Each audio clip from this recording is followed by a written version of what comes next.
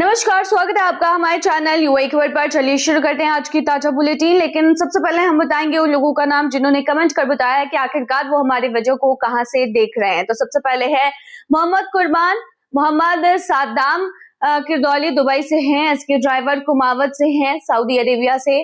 राजू कुमार यादव है दुबई से, सुबह कंपनी से एक्चुअली वो है। राजकुमार पटेल हैं इंडिया प्रयागराज से। रमेश शाह हैं मुंजर पार्क दुबई से। प्रवीण चौरसिया हैं अबू धाबी से। मोहम्मद सोहरब खान हैं शारजाह से। शैलेश आनंद हैं आजमगढ़ से। खुर्शीद आलम हैं दुबई से। राजेंद्र प्रसाद हैं दुबई से। मोहम्मद अफरोज खान हैं बक्सर से। अब्दुल मस्जिद हैं। अवतार सिंह है पंजाब से। मोहम्मद आबिद हैं दुबई से। रिजवान है हमारे साथ उत्तर प्रदेश से। अशोक शर्मा हैं अलकुच से। रिजवान अहमद हैं अबू धाबी मुसाफर से। और कुश राज सिंह रावत है अबू धाबी से। गारा सिंह है दुबई से और जम्मू से। हरी अहीर हैं अबू धाबी से। तो अगर आप भी चाहते हैं कि आपका भी नाम फीचर हो हमारे चैनल पर, तो ज्यादा आपको कुछ करना नहीं है, जाना है कमेंट सेक्शन में और जाकर लिखना है अपना नाम, साथ ही में बताना है कि आप कहां से हमारी वीडियो को देख रहे हैं। तो चलिए फिलहाल के लिए बताते हैं इस वीडियो में आज की हाइलाइट्स, फिर खबरों को डिटेल में जानेंगे। तो चलिए शुरू करते हैं बिना देरी किए। शारजाह में अल नसर मस्जिद खुली, रमजान से पहले नमाजियों को बड़ी सौगात। बहरीन में नई प्रीमियम एयरलाइन की घोषणा, 1200 से ज्यादा नौकरियां बनेंगी। स्वास्थ्य अफवाहों के बीच यूएई राष्ट्रपति एमबीजेड की सार्वजनिक मौजूदगी, अमेरिकी सांसद से की मुलाकात। यूएई का होप प्रोब मिशन 2028 तक बढ़ा, मंगल पर रिसर्च जारी रखने का बड़ा फैसला। यूएई से लौटते ही पीएफआई से जुड़ा फरार आरोपी एनआईए के हत्थे चढ़ा, 3 साल बाद गिरफ्तारी। दुबई शारजाह में कई हादसों से बड़ा ट्रैफिक जाम, शेख मोहम्मद बिन जायद रोड पर लंबी देरी। आईआईटी मद्रास ने दुबई में खोला AI innovation centre, Bharat UAE tech साझेदारी को नई रफ्तार। दुबई मेट्रो ने रमजान 2026 के लिए नया टाइमिंग जारी किया शेड्यूल।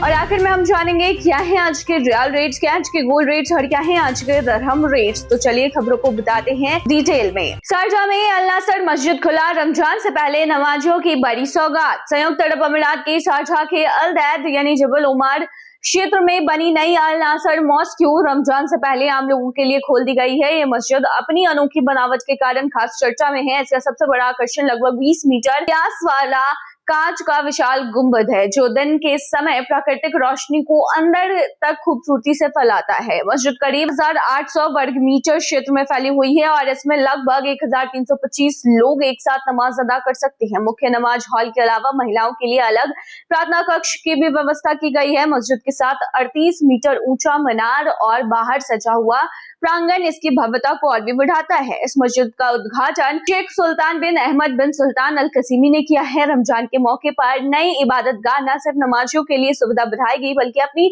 आधुनिक और पारंपरिक वास्तुकला के मेल से लोगों को आकर्षित भी कर रही है। बहरीन में नई प्रीमियम एयरलाइन की घोषणा, 1200 से ज्यादा नौकरियां बनेंगी। प्रीमियम लेजर एयरलाइन बियॉन्ड ने बहरीन में अपने ऑपरेशन का विस्तार करने की योजना का ऐलान किया है। इसके लिए एयरलाइन ने बहरीन सिविल एविएशन अफेयर्स के साथ लेटर ऑफ इंटेंट साइन किया है, ताकि वो बहरीन से एयर ऑपरेटर सर्टिफिकेट एओसी हासिल कर सके और वहां से उड़ान शुरू कर सके। कंपनी की योजना है कि 2030 तक लगभग 10 विमान बहरीन में बेस किए जाएं, जो यूरोप, मध्य पूर्व एशिया और उत्तरी अमेरिका के बीच प्रीमियम यात्रियों को जोड़ेंगे। इस प्रोजेक्ट से करीब 1200 से अधिक प्रत्यक्ष नौकरियां और हजारों अप्रत्यक्ष रोजगार के अवसर बनने की उम्मीद है, जिनमें पायलट, केबिन क्रू, इंजीनियर और ग्राउंड स्टाफ शामिल होंगे।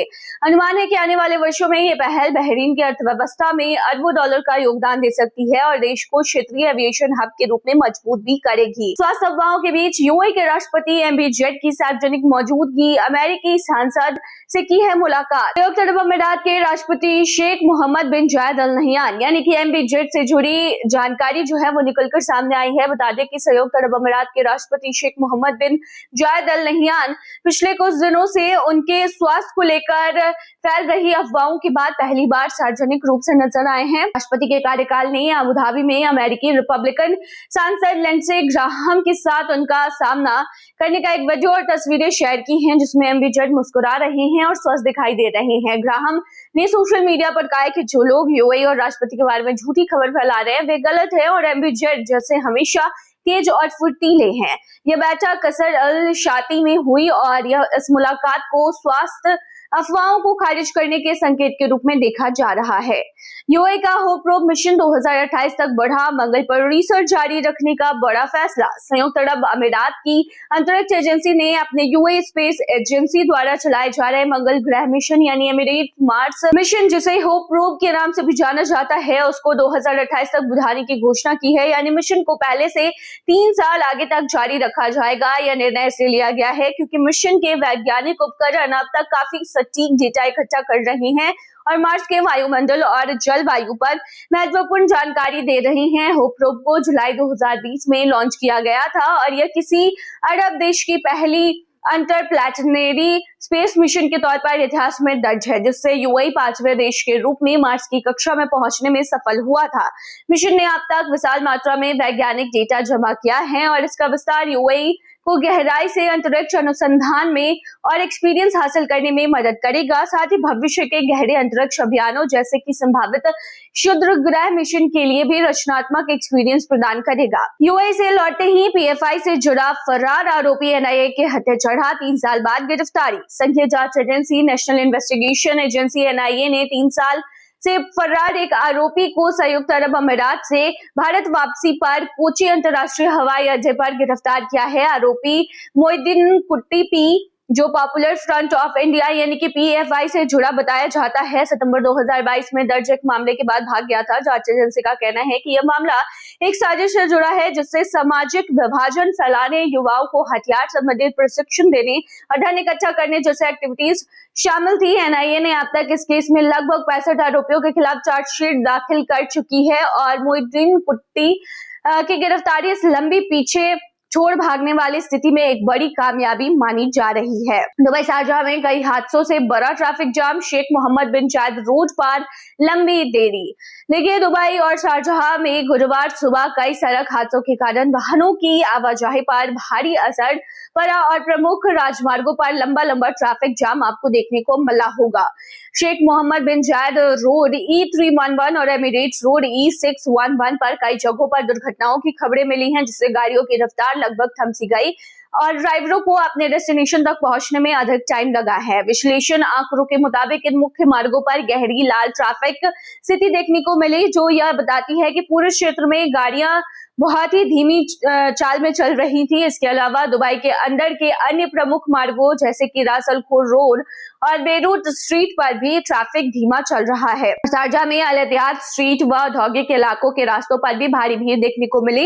यात्रियों को सलाह दी जा रही है कि वे अपने यात्रा समय में एक्स्ट्रा टाइम रखें, जहां संभव हो सुरक्षित ऑप्शनल मार्ग ही चुने। आईआईटी मद्रास ने दुबई में खोला AI innovation centre, Bharat UAE tech साझेदारी को मिली नई रफ्तार। भारतीय प्रौद्योगिकी संस्थान IIT Madras global research foundation ने दुबई कॉमर्स सिटी में अपना पहला applied AI innovation centre launch करने की घोषणा की है। ये नया केंद्र जो है वो आवेदन आधारित आर्टिफिशियल इंटेलिजेंस एआई के शोध और नवाचार यानी इनोवेशन को बढ़ावा देने के लिए बनाया जा रहा है, ताकि तकनीकी आधारित आर्थिक विकास को गति दी जा सके। शुरुआत में इस केंद्र में लगभग 6 एआई स्टार्टअप्स को जगह दी जाएगी, जिनका कुल मूल्यांकन लगभग $118 मिलियन है और अगले 5 साल में अनुमानित राजस्व करीब $281 मिलियन का है। ये पहल इंडिया यूएई टेक्नोलॉजी साझेदारी को मजबूत करेगी और शोध नवाचार को उद्योग के स्तर पर लागू करने में हेल्प भी करेगी। साथ ही जीसीसी क्षेत्र में एआई स्टार्टअप को बाजार तक पहुंच प्रदान करेगी। इससे दुबई को एक क्षेत्रीय और वैश्विक एआई अनुसंधान और नवाचार हब के रूप में स्थापित करने में हेल्प भी मिलेगी। दुबई मेट्रो में रमजान 2026 के लिए नया टाइमिंग शेड्यूल जारी किया गया। संयुक्त अरब अमीरात के दुबई मेट्रो ने रमजान 2026 के दौरान अपने सेवाओं का नया समय जो है वो घोषित कर दिया है। रमजान के खास महीने में सुबह और रात के लिए अलग अलग शेड्यूल लागू किया जाएगा, ताकि रोजेदारों और यात्रियों की जरूरत के अनुसार सुविधाजनक यात्रा सुनिश्चित हो सके। विशेष रूप से शुक्रवार की रातों में लेट नाइट सेवा शुरू की जाएगी, ताकि लोग इफ्तार और तरावी के बाद आसानी से अपने घर लौट सकें। नया टाइमिंग शेड्यूल रमजान के पूरे महीने के लिए लागू रहेगा और यात्रियों से अपील की गई है कि वे अपनी यात्रा की योजना इस शेड्यूल के अकॉर्डिंग ही बनाएं, ताकि भीड़भाड़ और देरी से बचा जा सके। यह कदम दुबई मेट्रो के संचालन को रमजान माह के लोगों के दैनिक रूटीन के अनुरूप ढालने का एक प्रयास है, जिससे सार्वजनिक परिवहन को और अधिक सुविधाजनक बनाया जा सके। तो चलिए अब आपको आखिर में बताते हैं कि आज के रियल रेट्स क्या है, आज के गोल्ड रेट्स और क्या है आज का दिरहम रेट। शुरू करेंगे रियाल रेट से। तो देखिए आज एक सऊदी रियाल में 24.28 रुपए है, जो कि पिछले दिन 24.18 रुपए था। वहीं आज एक सऊदी रियाल में 38.80 नेपाली रुपीज है, जो कि पिछले दिन 48.69 नेपाली रुपीज थे। वहीं आज एक सऊदी रियाल में 32.69 बांग्लादेशी टका है, जो कि पिछले दिन 32.58 बांग्लादेशी टका था। वहीं आज एक सऊदी रियाल में 74.55 पाकिस्तानी करेंसी है, जो कि पिछले दिन 74.55 पाकिस्तानी करेंसी थी। वहीं आज एक सऊदी रियाल में 24.25 भूटानी करेंसी है, जो कि पिछले दिन 24.18 भूटानी करेंसी थी। चलिए अब गोल्ड के रेट्स जानते हैं। तो बता दें कि यूए में सोने का जो दाम है उसमें लगातार बढ़ाव और उतराव दोनों जारी है। कभी ये बढ़ रहा है, कभी ये घट रहा है। फिलहाल आज के रेट की बात करेंगे तो 18 कैरेट सोने की जो प्राइस है वो 455.10 दिरहम प्रति ग्राम है, जो कि पिछले दिन 452.50 दिरहम प्रति ग्राम था। यानी आज के गोल्ड के रेट की 18 कैरेट की भारतीय मुद्रा में कीमत 11,286 की है। वहीं 22 कैरेट गोल्ड का दाम 556.25 दिरहम प्रति ग्राम है, जो कि भारतीय मुद्रा में 13,795 के होते हैं, जो कि पिछले दिन 550.50 दिरहम प्रति ग्राम था। वहीं दुबई में 24 कैरेट सोने के दाम की कीमत 600.50 दिरहम प्रति ग्राम है, जो कि पिछले दिन 594.50 दिरहम पर था। वहीं आज के 24 कैरेट सोने के दाम की भारतीय मुद्रा की बात करें तो ये 14,892 की है। अब आखिर में जानेंगे क्या है आज के दिरहम रेट्स। तो आज एक यूए दिरहम में 24.72 रुपया है, जो कि पिछले दिन 24.70 रुपया था। वहीं आज एक यूए दिरहम में 39.62 नेपाली रुपीज है, जो कि पिछले दिन 39.45 नेपाली रुपीज थे। वहीं आज एक यूए दिरहम में 33.39 बांग्लादेशी टका है, जो कि पिछले दिन 32.30 बांग्लादेशी टका था। वहीं आज एक यूए दिरहम में 76.12 पाकिस्तानी करेंसी है, जो कि पिछले दिन 76.15 पाकिस्तानी करेंसी थी। वहीं आज एक यूए दिरहम में 24.76 भूटानी करेंसी है, जो कि पिछले दिन 24.65 भूटानी करेंसी थी। तो ये थी आज की ताजा बुलेटिन। ऐसे ताजा अपडेट्स के लिए बने रहिए हमारे चैनल पर।